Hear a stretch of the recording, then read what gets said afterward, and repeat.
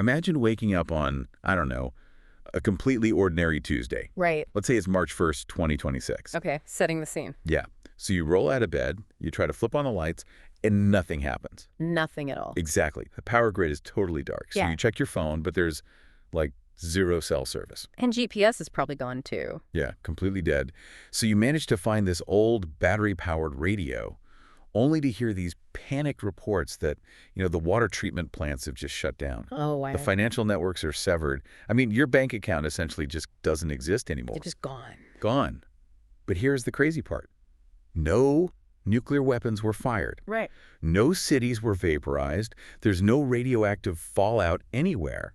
Yet, in the span of maybe 15 minutes, your country's entire infrastructure has been surgically and, permanently dismantled. Yeah, it's a terrifying scenario. Welcome to the era of MIDs. And what's truly unsettling about that setup is that it isn't pulled from some dystopian sci-fi novel. No, it's real. It's the actual operational reality of modern military strategy. I mean, we are witnessing the death of a doctrine that has basically kept the world relatively intact for the last 80 years. Yeah, and the birth of something infinitely more complex, which is exactly why we're here today. Absolutely.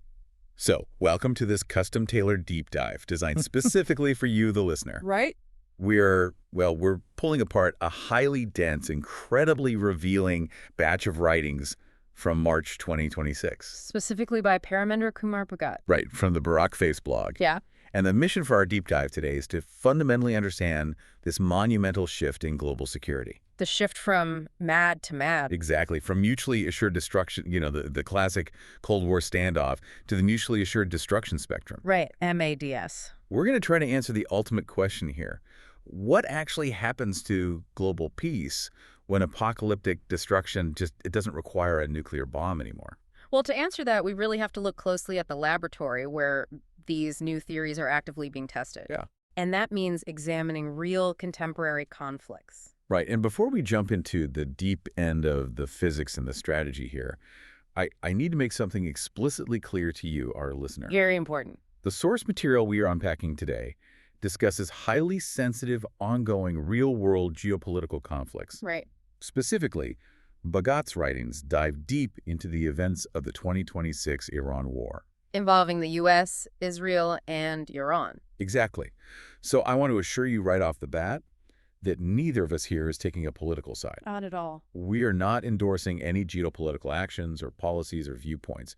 We are strictly analyzing the technological, tactical, and strategic shifts that are described in the provided text. Yeah, our goal is entirely analytical. We just want to help you understand the mechanics of these emerging concepts. Right. We're dissecting the architecture of the technology and, the strategic math behind it. Because the politics are really secondary to the undeniable reality of the weapons themselves. Completely. And let me tell you, when you look at the raw data in this source material, it just completely shatters the illusion of how wars are fought. It really does. It promises this massive aha moment regarding how artificial intelligence and hypersonic weapons might actually, in a really bizarre, paradoxical way, make major great power wars obsolete. Which sounds crazy, but the math backs it up. But to grasp this entirely new architecture of warfare, we need to quickly anchor ourselves in the old world. We have to deconstruct the original MAD. What's fascinating here is the Cold War baseline. If you think back to the decades following Hiroshima and Nagasaki, Right. mutually assured destruction was synonymous with a very rigid nuclear duopoly. The U.S. and the Soviets. Exactly. You had the United States and the Soviet Union, and they built their entire geopolitical reality around a specific physical architecture. The nuclear triad. The nuclear triad. Right, the triad. You didn't just put all your apocalyptic eggs in one basket. No, that would be a terrible strategy. Right. So you had intercontinental ballistic missiles, the ICBMs, sitting in these hardened underground silos. Yep. You had submarine-launched ballistic missiles, the SLBMs, just sort of hiding somewhere in the vastness of the ocean. That's undetectable, mostly. And then you had fleets of strategic bombers constantly in the air or, on high alert. But we need to look at why that specific triad existed. It wasn't just about having, a ton of weapons. Right. It was about the brutal, unforgiving math of survivability. The entire logic of MAD rested on the absolute certainty of a survivable second strike. Okay, let's unpack this. Meaning, if I decide to launch a surprise attack against you, Right. I might be able to calculate exactly where your land-based silos are and destroy them. You might hit the airfields, too. Yeah, take out the airfields. But I can never, ever guarantee that I've found every single one of your submarines lurking in the, acoustic shadows of the deep ocean. Precisely. You cannot solve the math of a perfect first strike. Because there's always an unknown variable. Exactly. Because those submarines survive, they will launch their payload in retaliation, and my country will be reduced to ash. Right. That was the unwritten rule of the Cold War. Whoever fires first dies second. It was a perfectly binary system. Completely binary. You were either in a state of uneasy, tense peace, or you were in a state of total civilization-ending annihilation. There was no middle ground between Washington and Moscow. No. Which is fascinating because, it worked. It did. It was terrifying, and obviously it spawned horrific proxy wars in places like Korea and Vietnam. But the absolute dread of that binary switch peace or apocalypse, it prevented a direct clash between the superpowers. Yeah, but Pagot's analysis argues that this binary switch is it's gone now. Right. We are now in the era of MADS, the mutually assured destruction spectrum. Right. And this spectrum isn't just a triad of nuclear delivery vehicles. It spans conventional weapons, cyber warfare, space assets, and all these emerging technologies. And this is where the paradigm entirely shifts. Vagot introduces this concept of the democratization of destruction. Democratization of destruction, what does that mean exactly? Well, in the Cold War, the barrier to entry for mutually assured destruction was incredibly high. Right, you needed to mine uranium. You had to build massive centrifuges for enrichment, engineer these complex multi-stage rockets. It required the GDP of a superpower. It wasn't cheap. Not at all. But today, because MAGAS relies heavily on dual-use technologies, Like what? things like commercial satellite data, advanced computing, autonomous drones, the barrier to entry has completely plummeted. Oh, wow. Smaller actors can now impose strategic costs that actually deter much larger traditional powers. Okay, let's unpack this shift from MAD to MADS, because the psychology of deterrence changes when the weapons change, right? Very much so. If classical Mandy was like, okay, imagine two people locked in a small room, waist deep in gasoline, Right. and each person is holding a live hand grenade. Terrifying. Nobody moves. Because if one person pulls the pin, the whole room detonates. Total destruction. A very apt visualization of the Cold War. The blunt force of the grenade guarantees mutual ruin. Right. So if we transition to MADs, is it like giving everyone in that same gasoline-filled room a highly advanced AI-guided laser pointer? Okay, I see where you're going. Like a laser that can instantly ignite one specific microscopic drop of gasoline on the other person's jacket from across the room without blowing up the whole building. Yes. My question is, if we replace the blunt force of a nuclear grenade with this surgical, inescapable precision, how does that actually change the fear factor? That's a great question. Doesn't a laser pointer feel less terrifying than a grenade? Well, it might feel less terrifying on a visceral level, but strategically, it is actually far more paralyzing. Really? Why? The precision of the laser pointer in your analogy removes the absolute necessity of the mushroom cloud to achieve strategic devastation. Oh, I see. Think about what a nation actually is. It's a biological entity, right? Right. It has a nervous system, its communications. Okay. A circulatory system, its economy and logistics. Under the old MAD doctrine, to kill the nation, you had to vaporize the entire body. Just level the cities. Exactly. But under MADs, you don't need to vaporize the city. You just need to surgically sever the spinal cord. So, targeting the power grid, blinding the satellites, erasing the financial data. Exactly. With the level of precision we are talking about, an adversary can decapitate a nation's ability to function instantaneously. And simultaneously. Yes, and without ever crossing the nuclear threshold. They can inflict a level of societal collapse that is functionally indistinguishable from the aftermath of a nuclear strike. But they're using conventional cyber and orbital means to do it. Right. The destruction is still totally assured, but it's executed across a spectrum of domains. Man. And what makes Pagot's writing so gripping is that he isn't hypothesizing about some distant 22nd century conflict here. No, not at all. He points directly to the events of late March 2026 and says, look, the laboratory for this new era is already open. It's happening right now in the text. He uses the 2026 Iran war as the live fire proof of concept for the MADS framework. So let's look closely at the timeline provided in the text. The conflict erupted on February 28th, 2026. Okay. And the sequence of events perfectly illustrates how warfare has fundamentally evolved. Yeah, the text details that it began with surprise strikes by U.S. and Israeli forces targeting Iranian leadership, missile sites, and nuclear-related infrastructure. Right. But the kinetic strikes, like the actual bombs exploding, those weren't the opening move. Fagat explicitly calls U.S. Space Command and cyber operations the first movers. And this is a critical characteristic of MADS. The physical explosion is really just the punctuation mark at the end of a very long, invisible sentence. Oh, that's a good way to put it. Before a single Tomahawk missile was launched, U.S. Space Command and cyber units were systematically degrading Iranian sensors and communications networks. Okay, let's break down what degrading sensors actually means in practice. We aren't just talking about cutting phone lines here. No, we are talking about multi-domain electronic warfare. It means using directed energy to blind the optical sensors on reconnaissance satellites. Wow. It means injecting malicious code into air defense radar networks so they display ghost targets. Or, even worse, register nothing at all. Just a blank screen. Exactly. It means jamming the specific radio frequencies used by military commanders to talk to their missile batteries. You are essentially inducing artificial blindness and deafness across an entire military apparatus before the physical weapons even arrive. And once that digital nervous system was paralyzed, the physical strike was overwhelming. Absolutely overwhelming. The text cites over 2,000 targets hit across Iran using Tomahawks, air-launched ballistic missiles, and highly advanced munitions. In a single wave. Yeah. It specifically mentions deep penetration strikes on underground missile bases and defense production facilities in places like Kojir, Parchin, and Isfahan. That level of coordinated mass precision strike is exactly what military doctrine expects from the combined technological might of the U.S. and Israel. It was designed to completely overwhelm and dismantle the adversary's capability to respond. But here is where the MID's theory really crystallizes. Because Iran did respond. They did.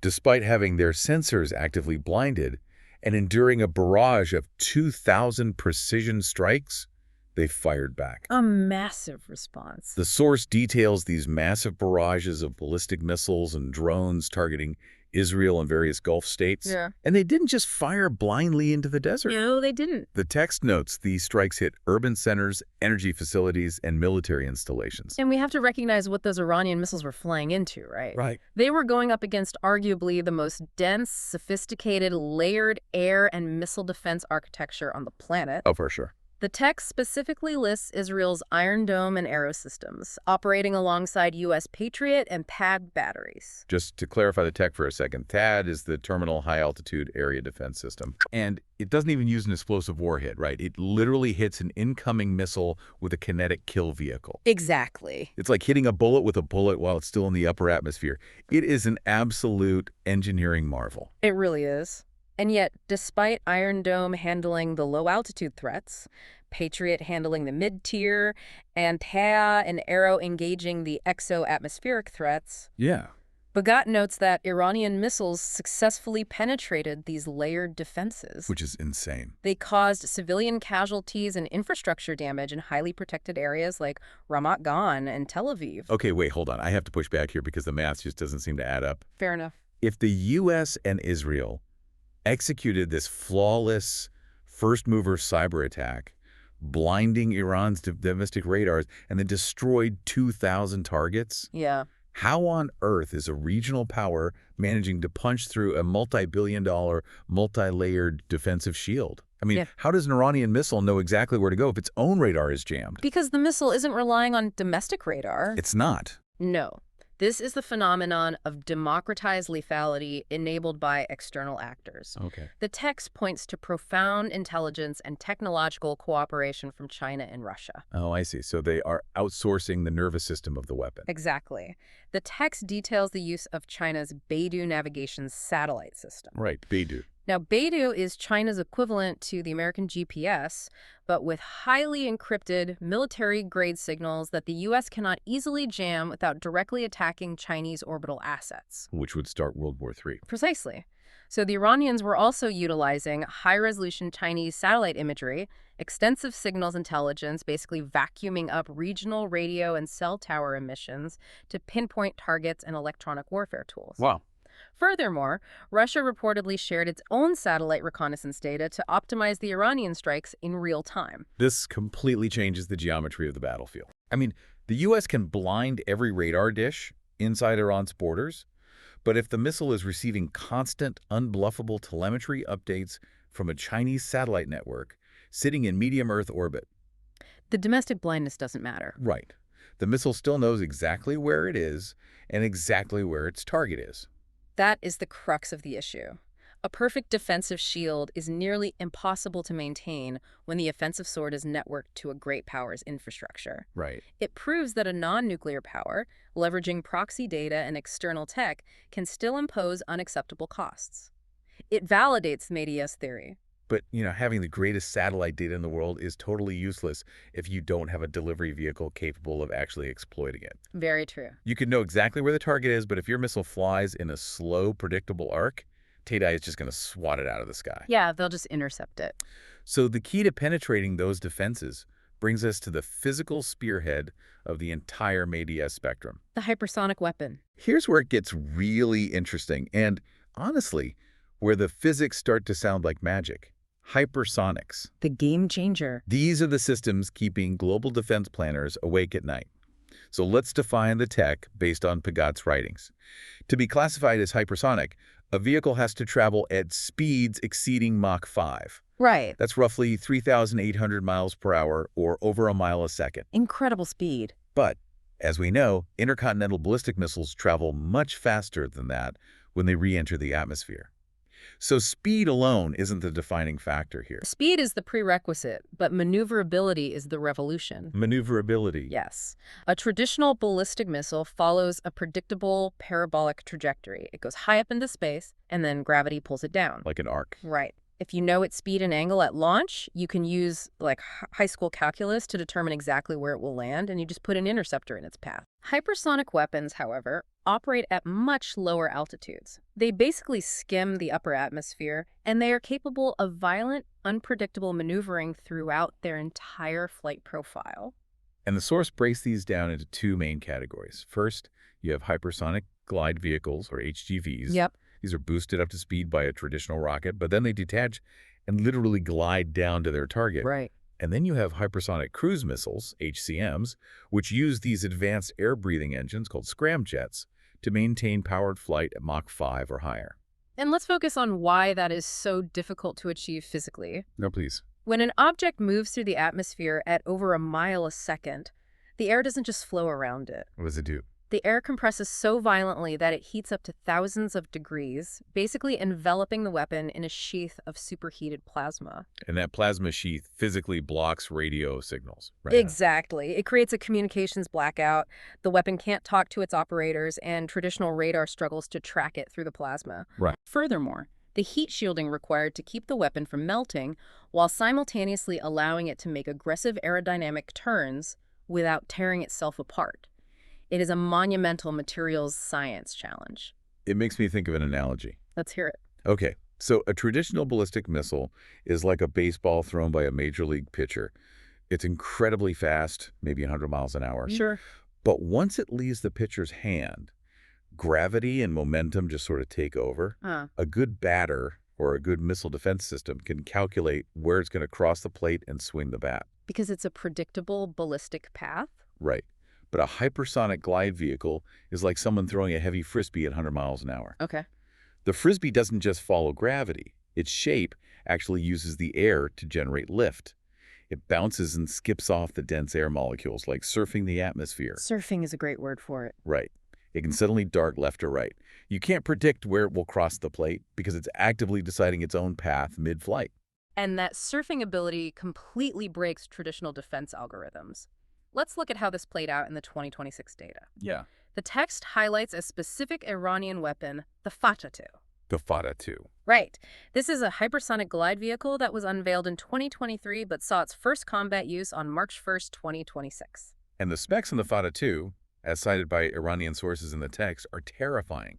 They claim it reaches Mach 15. Which is approximately 11,500 miles per hour. That's just hard to even comprehend. It is. It boasts a range of 1,500 kilometers, Yeah. carries a 200-kilogram payload, and here is the absolute killer feature. It has a second-stage motor that allows it to violently alter its trajectory mid-flight, even during atmospheric reentry. And that second stage motor allows the glide vehicle to actively dodge interceptors. Oh. The text notes that state media and independent footage confirmed the Fata-2 maneuvering in ways that physically bypassed Israel's Iron Dome, Arrow, and THAAD systems. Just think about what that means.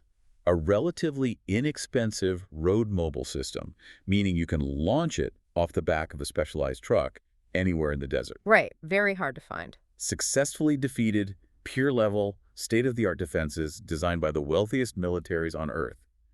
It completely invalidates the old arithmetic of missile defense. It really does. But Iran is just one player utilizing this tech.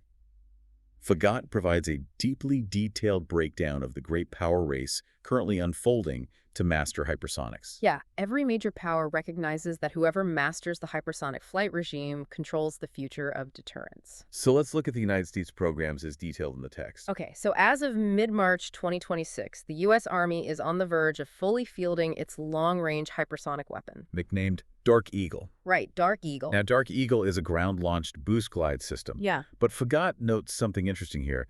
The deployment is happening despite lingering concerns in the defense community about the sufficiency of their test data. Like, they are rushing it to the field because the strategic gap is just too dangerous to leave open. Exactly. Meanwhile, the U.S. Air Force is heavily backing the Hypersonic Attack Cruise Missile, the HACM. The HACM, right. This is an air-breathing scramjet design meant to be launched from bombers and fighter jets. The budget for HACM alone in fiscal year 2026 is cited at $802.8 million.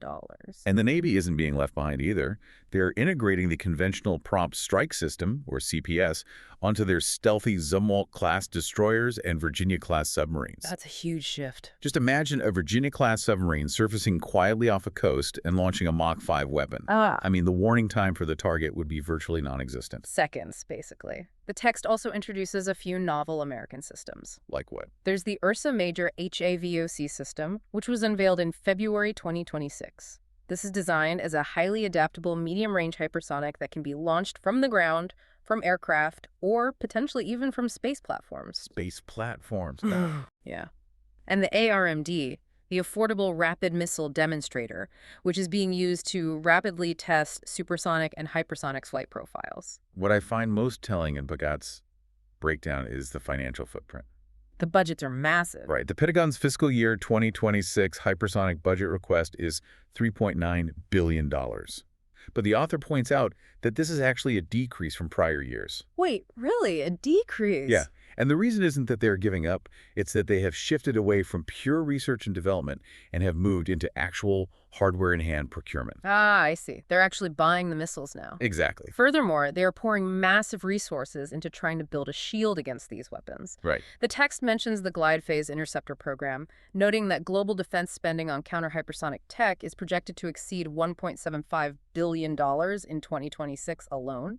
But how do you even build a glide phase interceptor? Yep. If the hypersonic glide vehicle is surfing the atmosphere at Mach 10, shrouded in plasma, actively dodging, how does the interceptor calculate a kill solution? Yeah. It's incredibly hard. It requires an interceptor that is essentially as fast and as maneuverable as the weapon it's trying to kill. Right. It's an incredibly daunting aerodynamic challenge, which is why, according to the source, the United States is actually currently trailing in deployed systems. Trailing who? Well, Russia currently holds the lead in operational hypersonics. Yes, the text is very explicit about this. It points to the Russian Oreshnik system, an intermediate-range hypersonic ballistic missile that entered mass production in 2025 and has already seen operational deployments. Including units stationed in Belarus. Right. Russia also boasts a diverse arsenal beyond the Oreshnik. The text highlights the Kinzhal, an air-launched ballistic missile capable of hypersonic speeds, and the Zircon, a sea-launched scramjet cruise missile, both of which Fagat describes as combat-proven. And they also possess the Avangard hypersonic glide vehicle, which is designed to sit atop their heavy ICBMs. Yep. And crucially, Russia is claiming strides in defense as well. They claim their S-500 air defense system actually has hypersonic interception capabilities, citing tests against simulated hypersonic threats in late 2025. And then we must look at China. Fagat asserts that Beijing has outpaced the U.S. in consistently fielding these weapons across multiple domains. Oh, absolutely. They have operational systems like the DF-17, a road-mobile hypersonic glide vehicle explicitly designed to evade regional missile defenses. They also have the CJ-1000, a land-based scramjet missile they've been showcasing in military parades since 2025. Right. And for their Navy, they have the ship-launched YJ-19 variant. The source notes a very specific detail about China's 2025 tests. They demonstrated advanced boost glide and depressed trajectory profiles. Okay, depressed trajectory. Let's explain that. That means the missile flies much lower to the Earth's surface than a standard ballistic arc. Right. This deliberately delays detection by early warning radars, drastically shrinking the window of time an adversary has to react. Exactly. And this race isn't confined to Washington, Moscow, and Beijing. The text notes that allied nations are scrambling to develop their own capabilities. Yeah, the UK has the Stratus program, which is a collaborative effort with France and Italy. Right. They also have Project Nightfall. Both of these programs are aiming to achieve operational Mach 5 capabilities by late 2026. It is a genuine global arms sprint because every military strategist understands that hypersonics compress the battle space. And that compression brings me to a massive question. Okay.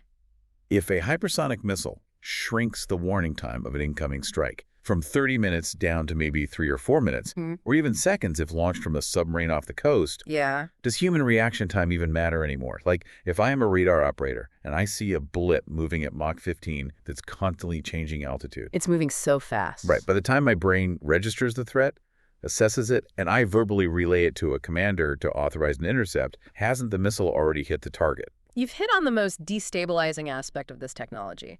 The harsh mathematical reality is that human reaction time is rapidly becoming a fatal bottleneck in the kill chain. A fatal bottleneck. Yes. The text explicitly outlines how hypersonics saturate defenses and compress decision cycles beyond the limits of human cognition. We just can't think fast enough. Exactly. A human operator physically cannot process the raw telemetry, calculate the interception geometry, and authorize a launch in the seconds available. Which means if you rely on a human in the loop, you lose. Precisely. And this threatens the very foundation of classical deterrence. How so? If an adversary believes they possess a swarm of conventional hypersonics fast enough and precise enough to wipe out your nuclear silos or command and control bunkers before your leadership even knows an attack is underway, Right. a preemptive, disarming first strike becomes incredibly tempting. But wait, the MADS theory argues that a preemptive strike is ultimately suicidal, right? Even with hypersonics. It is suicidal, because the defender's retaliation will also be hypersonic, heavily networked, and increasingly automated. You cannot guarantee you will destroy every single node of their distributed, decentralized MADS network, and the surviving nodes will strike back with devastating precision. So you ensure your own economic and infrastructural ruin in the process of trying to disarm them. Exactly. But going back to that bottleneck, the human brain, a missile moving at Mach 15, capable of dodging interceptors, is completely useless without a brain that can operate just as fast. Right. The hypersonic missile is just the muscle, Yeah. the kinetic spearhead, the actual architect of this mutually assured destruction spectrum. The entity actually doing the thinking is something else entirely. It is artificial intelligence, the invisible silicon commander. Yeah. Section 4 of Bhagat's text dives extensively into the role of AI across these battlefields, and it makes a really bold claim. AI is moving warfare away from the realm of human deliberation and thrusting it into a new paradigm of relentless machine speed lethality. AI is the ultimate force multiplier. It takes the sheer speed of hypersonics, the massive data streams from orbital satellites, and the overwhelming mass of autonomous drone swarms, and it orchestrates them in real time. At a speed no human general staff could ever hope to match. Never! And again, the 2026 war serves as the live fire proof of concept here. The text details how the U.S. and Israel heavily relied on commercial, dual-use AI platforms during the conflict. It specifically names Palantir's Maven Smart System and Anduril's Lattice platform. Right. These systems are designed to ingest a fundamentally incomprehensible amount of data.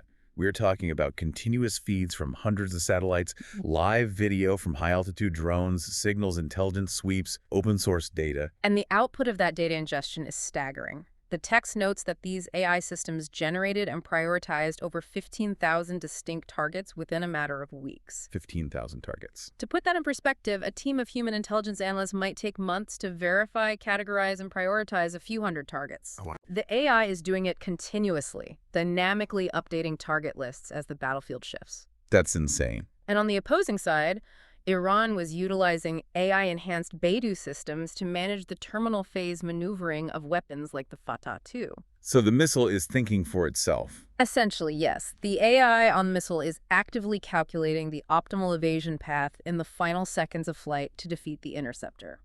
To really understand how pervasive this is, the source breaks down AI's role in ML days into 5 interlocking domains.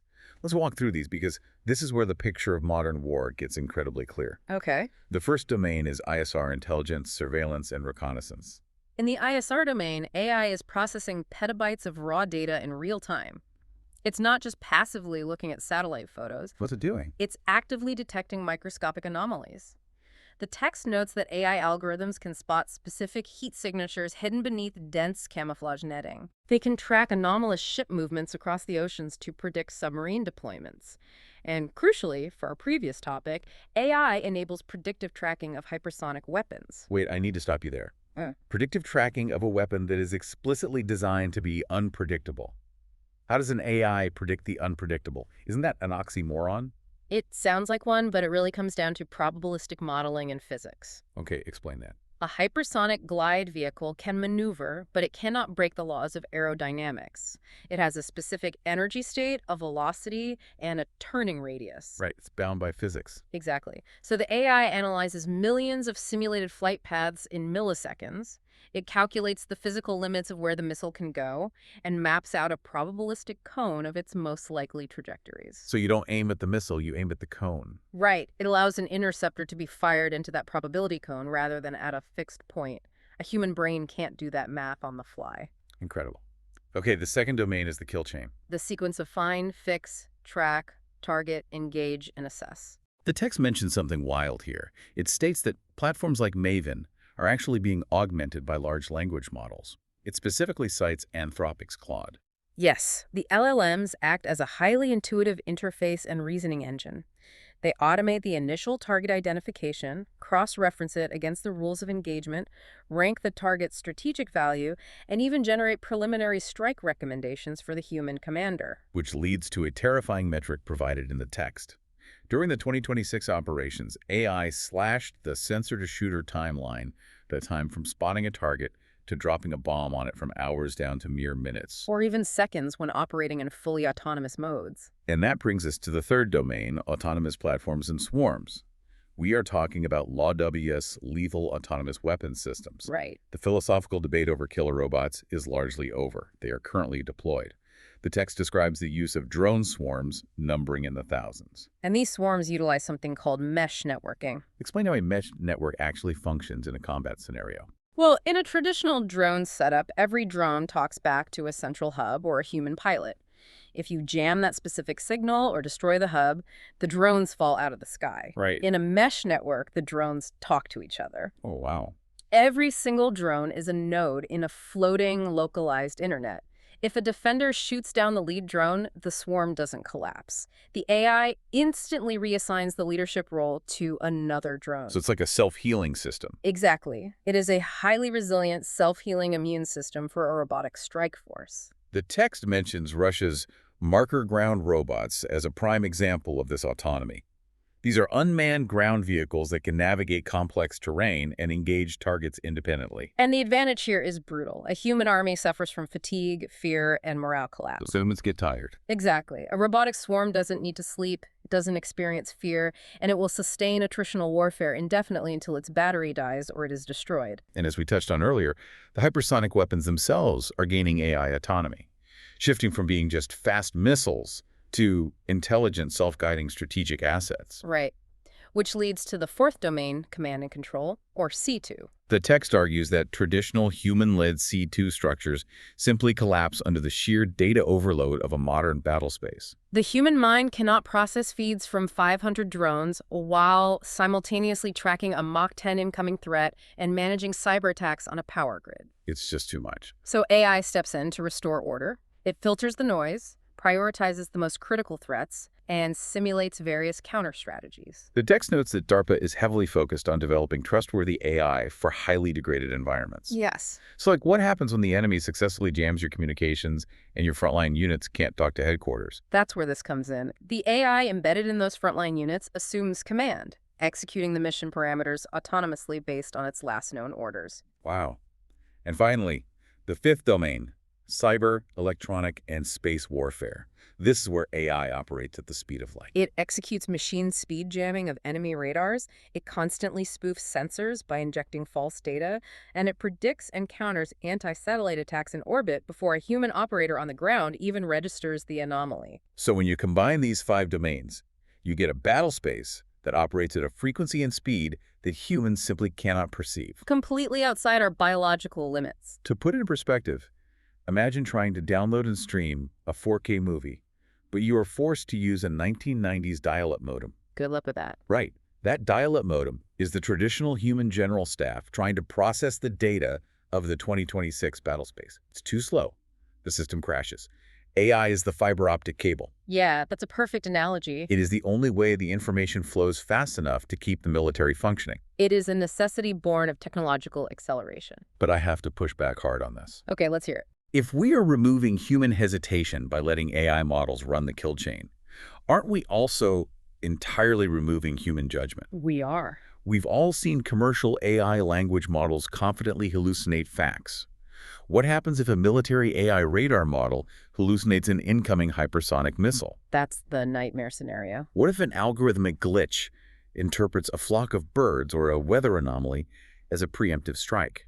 This is an incredibly dangerous vulnerability, and Fagat acknowledges it head-on. He specifically highlights the severe danger of what he terms escalation velocity. Escalation velocity. Break that down for me. Escalation velocity refers to the fact that because these machine systems are designed to react faster than humans can intervene, a single false positive in targeting or a localized cyber glitch could trigger an automated counterstrike. Oh, man. Imagine a 5-second scenario. A sensor glitch in a Chinese early warning satellite incorrectly flags a U.S. missile launch. Okay. The Chinese AI instantly deploys an autonomous drone swarm in retaliation. In a second. Right. The U.S. AI detects the drone swarm launching and immediately authorizes a hypersonic counter-battery fire. All of this happens in 5 seconds. Exactly. The machines escalate a false flag into a full-scale kinetic war before the president is even woken up to answer the red telephone. The speed of the system strips away the time required for diplomacy or verification. The text also points out the rapid erosion of the human-in-the-loop doctrine. It states that while keeping a human in the decision loop is still official U.S. military policy, that policy simply evaporates under extreme operational pressure. It has to. When you have 3 seconds to decide whether to fire an interceptor at a Mach 15 target, the human isn't actually making a decision. They were just a fleshy rubber stamp for the AI's recommendation. That's exactly. Or, worse, the system is switched to fully autonomous mode, Yeah. and the human is bypassed entirely. And state adversaries are acutely aware of this reliance on AI. The text warns of extreme vulnerabilities to counter AI tactics. If you know your enemy relies entirely on an algorithmic model to identify targets, you don't necessarily need to physically destroy their missile launchers. What will you do instead? You just need to spoof, poison, or jam the data feed going into the AI. If you feed the AI bad data, it makes bad, highly lethal decisions at machine speed, creating entirely new and unpredictable vectors for global instability. So what does this all mean? Let's take a step back and look at the whole board here. Okay. We have hypersonic weapons that can evade virtually any physical defense. We have AI systems that operate faster than human thought guiding them. And these systems carry conventional payloads capable of paralyzing an entire nation's infrastructure, its power, water, and economy in minutes. Right. If AI and hypersonics make absolute destruction perfectly assured without needing nukes, where does humanity actually go from here? That brings us to the ultimate deterrence paradox outlined in Fagat's analysis. This is the core philosophical shift of the MADS framework. Right, let's look at why this specific combination of technologies might actually render war obsolete. The paradox is built on a tension between two competing realities. On one hand, AI and hypersonics threaten to permanently end classical melee by enabling perfect counterforce strikes. Okay. With perfect satellite ISR and unavoidable hypersonic missiles, a nation could theoretically hunt down and destroy every single mobile missile launcher, command bunker, or submarine an enemy has, allowing for a successful, preemptive, disarming strike. Which would normally encourage a nation to strike first, breaking deterrence. But But in the AVAS framework, AI and robotics also generalize and expand deterrence. how so? Because even if you successfully execute that perfect kinetic first strike, the enemy's decentralized AI swarms, their automated cyber counterattacks lying dormant in your power grid, and their surviving autonomous robotic forces will instantly launch a mass conventional and digital attack back at you. And as we established with the laser pointer analogy earlier, a mass conventional and cyber attack by an AI swarm is just as suicidal for the attacker's home nation as a nuclear exchange. Exactly. It still guarantees the collapse of your society. The text invokes Karl von Clausewitz's famous concept of the friction of war and the fog of war. Right. Friction refers to the human elements: confusion, miscommunication, hesitation, fear, bad weather, physical fatigue that slow warfare down and make it inherently unpredictable. The things that make a perfectly planned operation fall apart on contact with the enemy. Exactly. Yeah. But Fagat argues that under the omniscience of AI and the speed of hypersonics, the fog evaporates. Wow. The friction largely disappears. Machines execute their programming perfectly, instantly, and ruthlessly. The unpredictability of human error is replaced by the absolute cold certainty of algorithmic destruction. And Fagat provides a specific timeline for this maturity. He projects that full MADs will mature globally within the next decade or two. That's soon. Yeah. At that point, any conventional war between technologically advanced peer states will mathematically guarantee the total economic collapse, infrastructure annihilation, and societal breakdown of both nations within hours, if not minutes. Therefore, the conclusion drawn by the source is profound and really counterintuitive. Direct great power clashes become entirely obsolete. Obsolete. Victory, in a traditional sense, becomes Pyrrhic at best and literally impossible at worst. War, as a rational tool of statecraft between major powers, ceases to make strategic sense. But wait, I have to play the skeptic again here. Please do. We are relying entirely on the assumption that because war guarantees mutual rapid ruin, world leaders will look at the math and rationally choose to avoid it. Yes. But humanity has a spectacularly long, bloody, and colorful record of irrationality, ego, nationalism, and catastrophic miscalculation. Aren't we making a massive, potentially fatal assumption here? That's a huge assumption. Aren't we assuming that every world leader behaves like a perfectly rational, emotionless, chess-playing AI? It is a profoundly valid fear, and Fagat does not shy away from the human element. The text explicitly states that MADS is not a utopian guarantee of peace. Okay. It introduces the terrifying risk of AI Oppenheimer moments. AI Oppenheimer moments.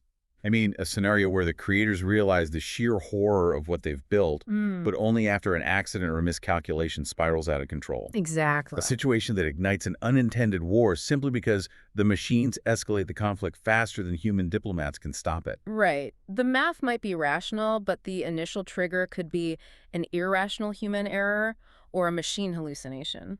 Because of that inherent risk, the text emphasizes the absolute existential necessity of developing robust verification regimes and entirely new arms control treaties specifically tailored for space assets, AI deployment, and hypersonic flight testing. It draws a very clear historical parallel. Just as the sheer, unadulterated terror of nuclear MAD eventually forced the United States and the Soviets into détente and arms limitation treaties like SALT and START, Right. the overwhelming speed and lethality of MADS may compel a new era of uneasy, legally bound coexistence among future superpowers. It forces restraint, not out of a sudden awakening of human morality, but out of sheer, undeniable mathematical self-preservation. Well, we have covered an immense amount of ground today. We really has. We started by looking at the dusty, concrete missile silos of the Cold War, where deterrence was purely binary, slow, and nuclear. Yeah. And we've journeyed into the frantic, hyper-accelerated reality of 2026, where deterrence is an invisible, continuous spectrum composed of autonomous drone swarms, Mach 15 glide vehicles surfing the atmosphere, and AI kill chains operating in milliseconds. It is a profound evolution of conflict. The physical tools of destruction have changed entirely, moving from blunt force to surgical, systemic precision. Yeah. Yet the underlying psychological mechanism, the deep, existential fear of absolute mutual ruin remains the bedrock of global stability. Our goal today was to understand how this overwhelming wave of information, speed, and lethal precision in modern warfare is, bizarrely, pointing us toward a new, highly complex type of world peace. It sounds terrifying on its face. Killer robots and hypersonic missiles usually do. Exactly. But the ultimate logic of the text points firmly toward forced restraint. When the math proves that nobody can possibly win, nobody fights. It is a stabilization born of absolute, instantaneous terror. But before we conclude, Paget's analysis raises one final, highly important question. Yeah, this is a big one. It's something that builds on the margins of the text we've analyzed today, and it explores the unintended consequences of this technology. Let's hear it. Well, Hagat notes that while the great powers might be completely deterred from fighting each other directly due to the certainty of MIDs, proxy conflicts in lower tech theaters may persist. Okay. The text also points out a critical diplomatic failure. The United Nations is currently struggling and failing to push through international bans on lethal autonomous weapons systems by 2026. Largely because major powers resist giving up the technological edge, right? Exactly. So I leave you with this scenario to ponder. If MIDs makes direct war between superpowers effectively obsolete, but the underlying AI algorithms and drone technologies continue to become cheaper, easier to code, and more globally proliferated. Yeah.